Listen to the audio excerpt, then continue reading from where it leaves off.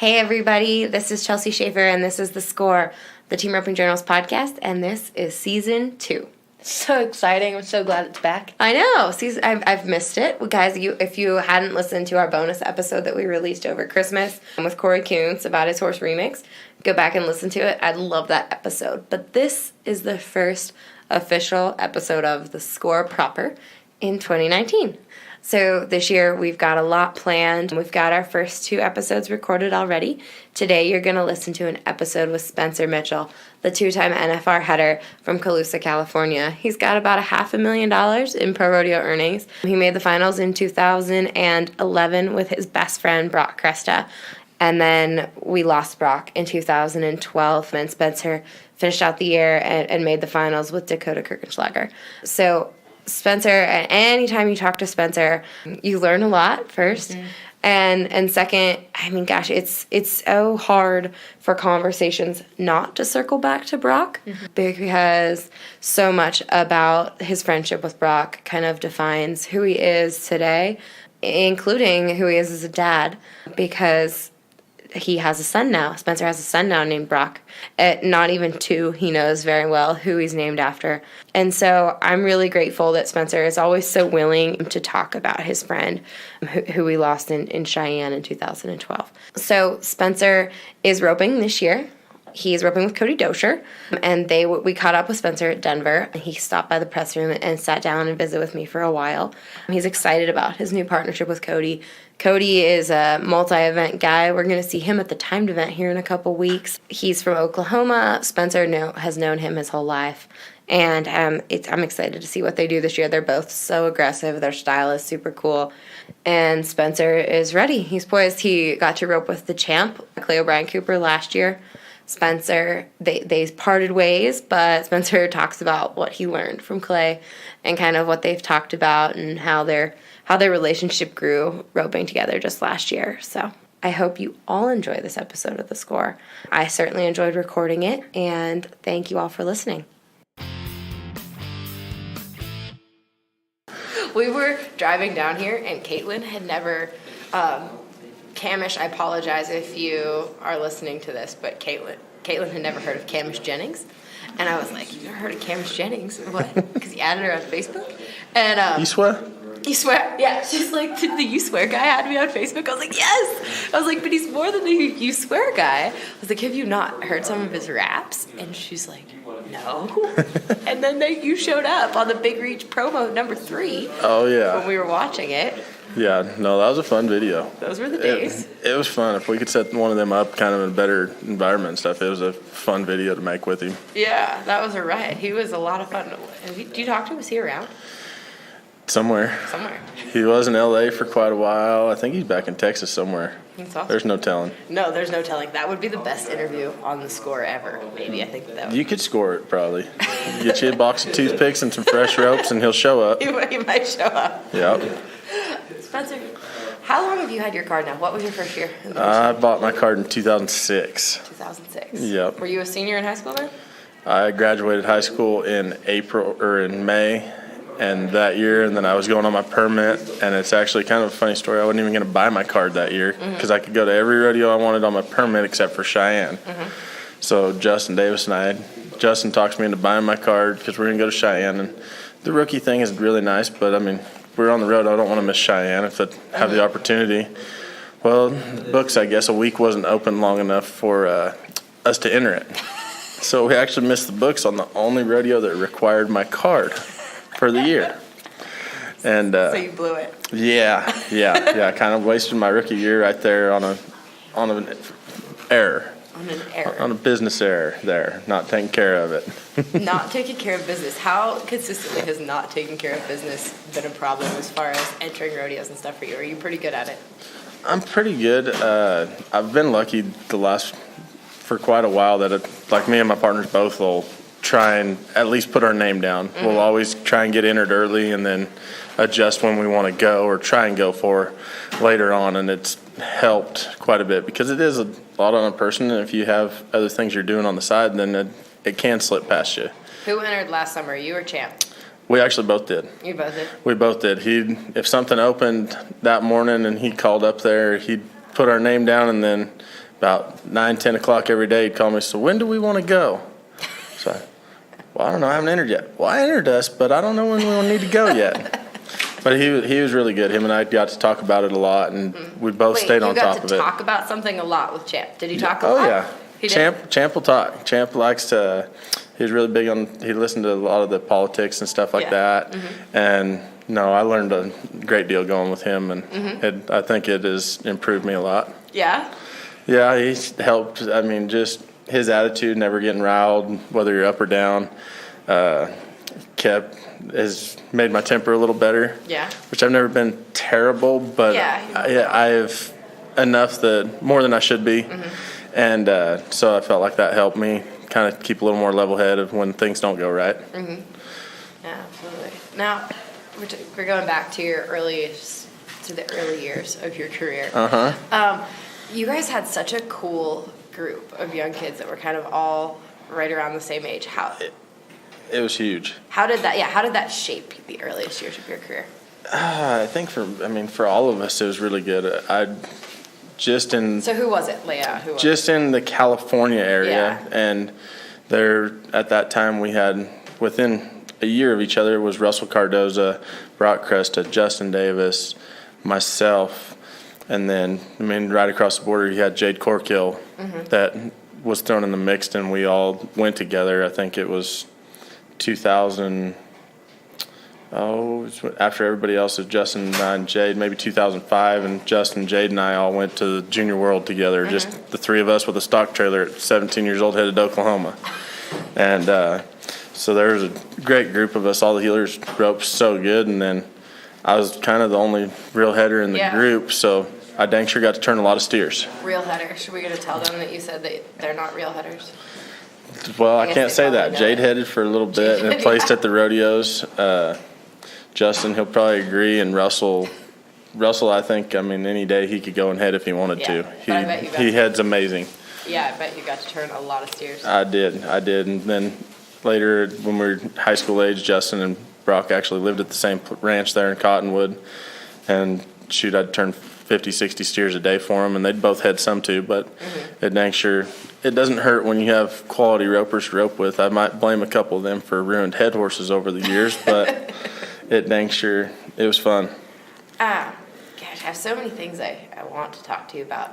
I guess we'll go, you said something about ruined head horses, and you told me recently that you lost, 5 head horses in 4 years, or some terrible statistic? I've lost 5 good head horses in 4 years.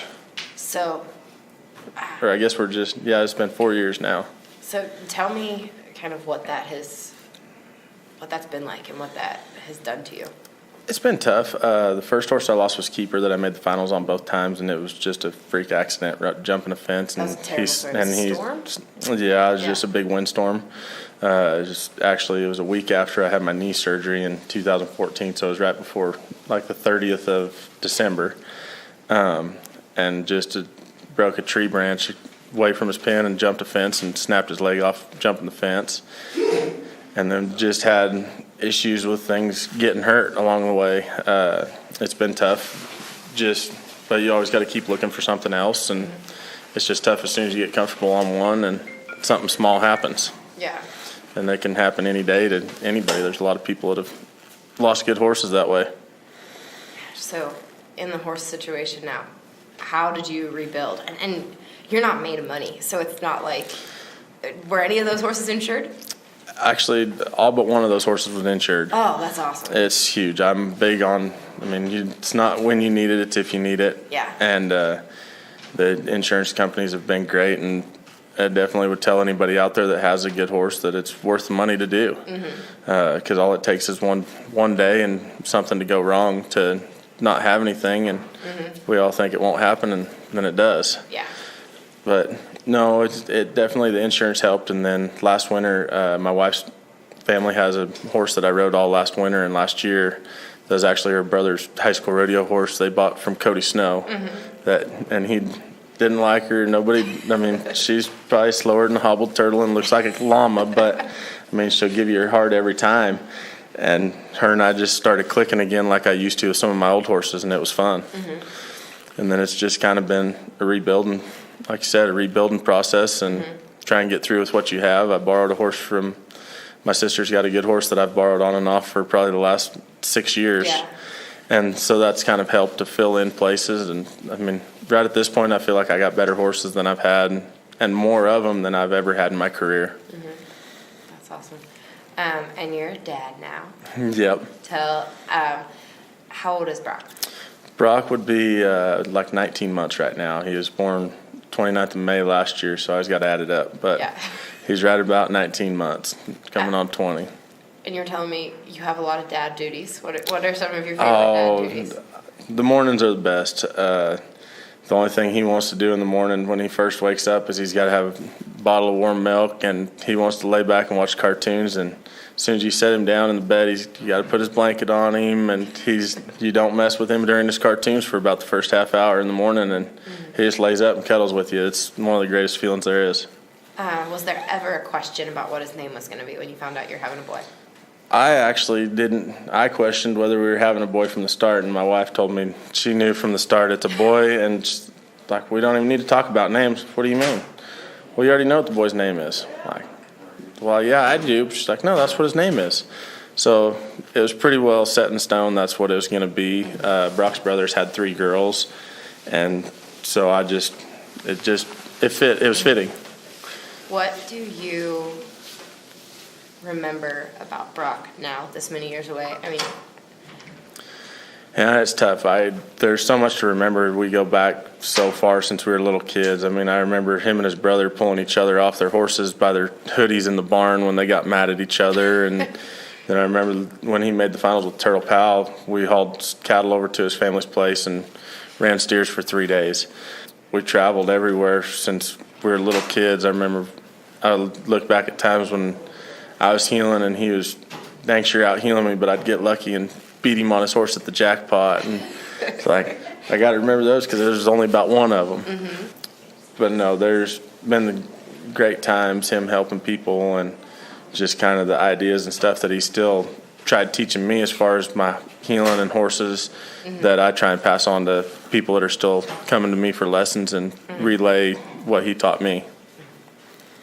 very cool. Does Broc know that he was named after another Broc yet? He does. Man, we have a picture that was in one of the magazines, I believe, before from Cheyenne when he's standing next to the box and sitting in the heeling box at Cheyenne. Is right by our kitchen, and we actually have both of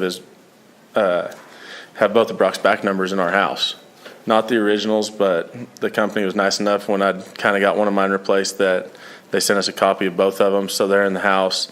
And every time we walk by there to the door and stuff, he'll point at him and tell him the story. That's awesome. It's amazing. Don't forget, this podcast is supported by U.S. Rider, the premier equestrian roadside assistance program in the industry.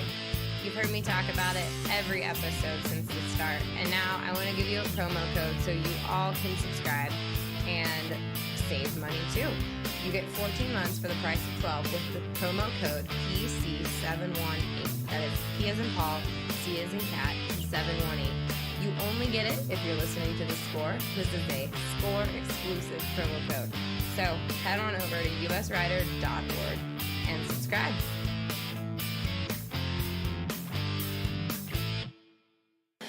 Now this year, let's talk about this year a little bit. You've got Cody.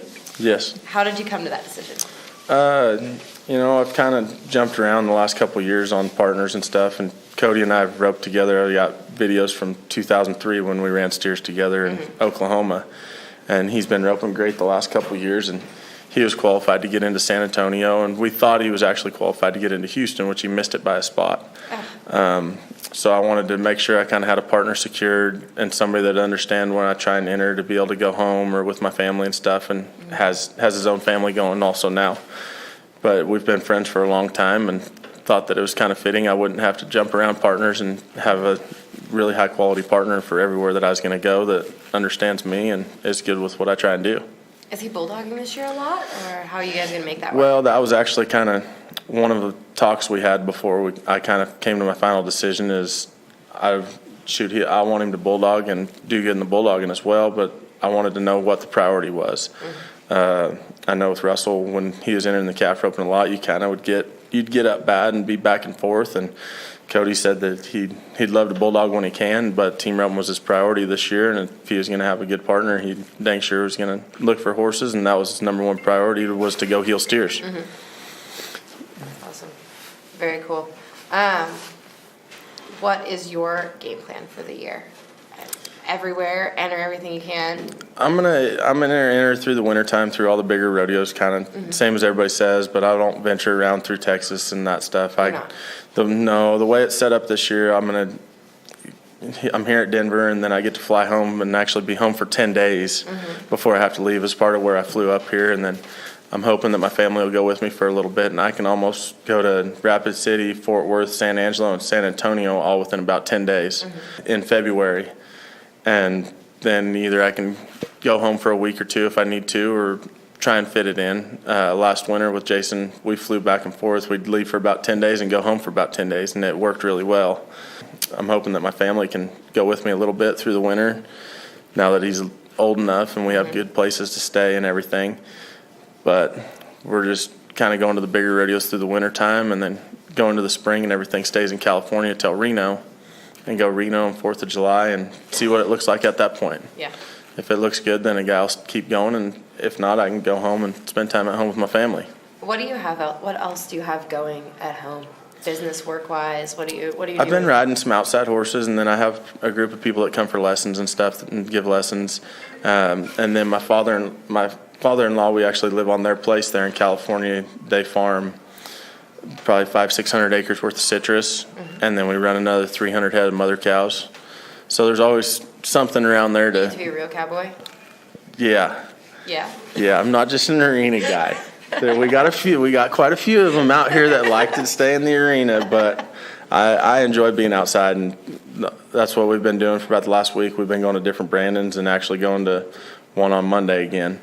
It's fun for me to go ride them younger horses and go to the Brandons and be outside. Are you riding outside horses, your own colts, or you guys? We got a couple of both. I've tried for about 4 years to get one from Brandon Adams out of what he's been breeding and everything. And so do you have I a finally rooster got. baby? No, I don't have a rooster. I got Rooster's daddy's baby. I got one of the. Yeah. I have one of the son of a dun babies. That's awesome. That, come to find out, it's not a baby. She only got broke about last January probably, and so finally started riding her and doing good, and finally I asked Brandon if he could figure out how old she was. Somewhere between 4, 5, 7. Well, now she's 8. And they're intelligent, very, very intelligent horses, and very easy to do stuff with. But it's taken me a long time to get him out of one, and I just had to wait till he got a mare, I guess, since he's got everything else over there. But not allowed to sell it, and he wants back to breed it. So does it have a Western States brand on it and everything? Well, they never not yet. Branding it. Not yet. No. Once she gets made a little farther along, then we'll stick one on her before she's ready to go anywhere. How big is she? She's probably 15 hands. She's a bigger mare. Is she done? She's a dun with a long mane, long tail. She looks like the rest of them, but she's. What was she crossed on? Because they're so different. Like transmission of JB's looks completely different than Rooster. That's transmission, I believe, is out of. Brandon's dad had bought some racehorse mares before he passed away, and transmission is one that they'd crossed on the racehorse mares. And they've had a great set of colts. Everything, I've been around those horses since transmission and Rooster since they were 4 years old, and they've just had the mindset to be that good forever. Nothing has ever bothered those horses, and I think that's very, very huge. What do you like in the head horse department? I mean, obviously you said good mind. Do you want one that, transmission runs so hard. Do you want one that fast? It depends on their stride, but I like a horse that's a little quicker footed. Transmission for as big as that horse is his foot speed is crazy, and that's very, very hard to come by. There's only been a few head horses of that size that I feel like were that fast footed. I personally prefer something that's probably around 15-1. They look tiny when I'm on them, obviously, but that's what I've always had. I've always had smaller horses, and I've struggled with bigger, long-strided horses. And I've just been fortunate enough to kind of stay true to that and stay in the smaller horses. How have you managed learning how to use your rope and using your horse at the same time? You're obviously one of the most talented guys with your rope, with your head rope. Have you been learning about the horses more? It's actually crazy that, Broc always used to say my horses they might be a little special in ways because I'll reach on them and do stuff forever, and then they're never duck. And I don't know where my legs are a little bit longer, and I've always tried to make sure. And then I look at my catching percentages also, that the times that it feels, as long as I'll ride my horse for 2 to 3 strides across the line, my catching percentage is a lot higher, and my horses are always running across there. But that's everybody always gets on, or they see my stuff and like, I can't ride him. And then, one great example is BJ Campbell's not a big reacher at times, and I had a bay horse, the good bay horse I had that died, and everybody was getting out run at Colorado Springs, and they thought my horse was slow, and this 4-1 running to the hip. They just couldn't believe that my horses would last that long. I've never had horses that ducked or took my rope or couldn't miss my dallies, and I don't know if it probably does have something to do with my legs are a little bit longer and my arms and everything to where I can hold them and control them, but there's something to it. Yeah. Somewhere, and I don't really know. Do you have a favorite bridle now that you're riding a bunch of colts? Do you have anything that you're really liking starting young horses in? I don't have a lot. I don't have anything that's real that I pick out. A friend of mine had made a copy of a Greg Darnell, which was in a shank snaffle with a square bar twisted into a shank snaffle, and it's been a very good bit to start stuff in. But I jump around. I might go to the arena one day and take one bridle with 8 horses. Because Les Vogt told me a while back, he's like, you just change them up all the time and they don't get used to anything, and then they're still responsive and respectful to you. So I only have a couple horses that have one bit. Everything else, if I get something new, I play with it, or if I trade for anything, I want to ride it on something. And you get used to it. And they feel different and everything. I'll ride horses in different bridles than my wife will ride them in. But I only have one horse that has only one bridle she ever gets rode in, and that's because I don't know why. You can put the biggest bit in the world on her and she'll run off, and you put a little chain bit on her and you can slow her down. And I don't know why. So we talked to you doing the real cowboy stuff. Are you doing any citrus farming stuff? I try not to do too much sod busting. Yeah. Is that what it's called? I couldn't know less about it's just no, it's just they have a spray company and stuff, and they have a big group. My father-in-law, actually, all 4 of my brother-in-laws work for him there, spraying and running the company and stuff. So they pretty well have it. They have it handled pretty good, and I don't know if they really want me driving one of the tractors yet. So they kind of, it's really well around there. My father-in-law, kind of the barn's my responsibility to keep his horses in shape and keep everything. And we got a lot of horses that he owns a lot of the horses I ride he owns, but he can show up and rope. And before Vegas, they practiced every day and tried to take care of that for them.